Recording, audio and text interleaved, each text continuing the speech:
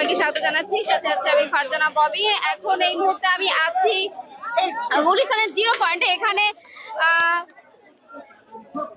বর্তমানে যে পরিস্থিতি, সেই পরিস্থিতির আলোকে শিল্পী গোষ্ঠী তারা এখানে প্রতিবাদ মিছিলের আয়োজন করেছিল এবং সেখানে আপনারা দেখতে পাচ্ছেন যে প্রচুর পরিমাণে পুলিশ এবং তারা কিন্তু বাধা প্রদান করেছিল। এবং আপনারা যেমনটি দেখতে পাচ্ছেন যে পুলিশের সেই বাধা টপকে তারা কিন্তু গানে গানে তাদের যে মিছিল